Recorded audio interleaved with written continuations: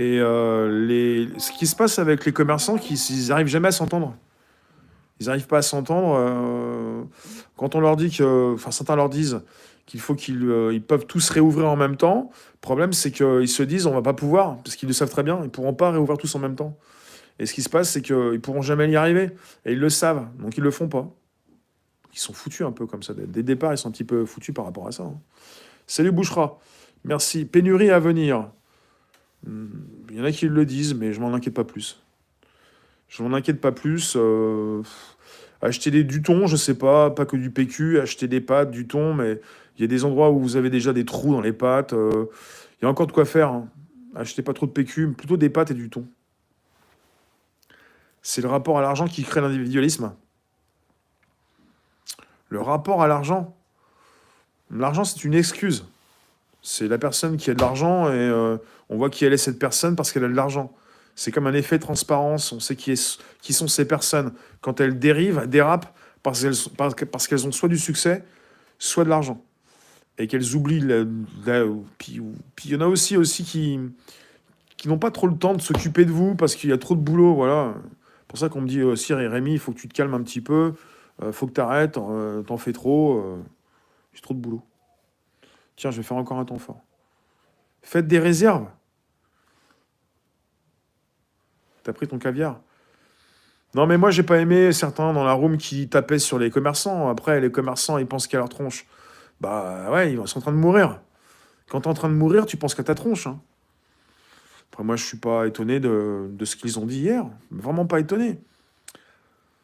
Puis je vais pas les insulter ou quoi que ce soit. Je les écoute. Il a vendu les entreprises françaises aux Chinois.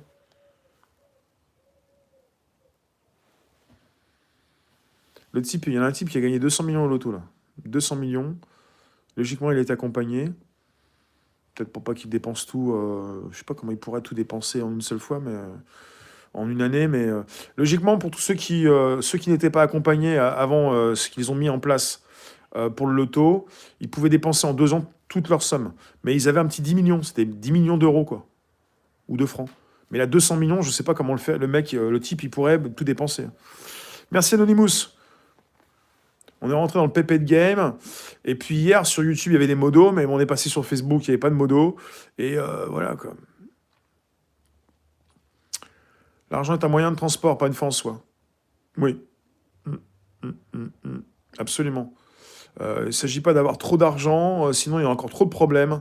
Ceux qui ont beaucoup d'argent ont aussi beaucoup de problèmes. Et puis il y en a aussi qui se suicident, même avec plein de millions de tous les côtés. Il faut arrêter la parano. La parano, elle a du bon, hein. C'est quoi la parano? C'est qu'on nous en veut. On ne vous en veut pas.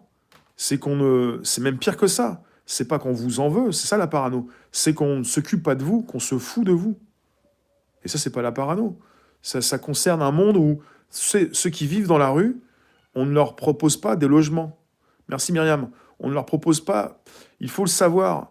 Et ça se sait, ça s'est dit. Il y a eu des documentaires officiels, pas du côté réseau, parce qu'à chaque fois on traite de complot et compagnie. On a des appartements vides, des grands groupes. Il y a même, je ne veux pas vous préciser tout ce qu'il y a, mais il y a beaucoup d'appartements. J'ai pas la liste, hein. Et il y a assez d'hébergement pour tout le monde. Mais avant d'arriver sur le trottoir, comment ça se fait qu'en France, on continue de mettre des gens dehors? J'ai pris cher. Ouais, j'ai une allergie sur l'œil là, avec ça. Comment ça se fait qu'on met encore des gens dehors en France? Parce qu'on va me dire, oui, mais il faut aider les SDF. Il faudrait déjà aider ces personnes avant qu'elles n'arrivent dans la rue. On met des familles, on met des personnes dans la rue, parce qu'on va vous dire, oui, mais elles n'ont pas payé leur loyer. Ouais, mais elles peuvent pas, elles peuvent plus. Comment il fait le... Alors moi j'aime bien l'exemple des restaurateurs ou des commerçants, mais après ça vous plaît pas. Vous me dites, ah ouais, ils sont contre eux. Mais c'est un exemple. Il y a des gilets jaunes commerçants. Vous avez des personnes que vous connaissez qui sont commerçants. Après, voilà. J'ai dit la même chose pour les policiers. On est tous interreliés. Comment ces personnes font pour tenir depuis plusieurs mois? Et maintenant vous avez, il y a un bon débat par rapport aux commerçants.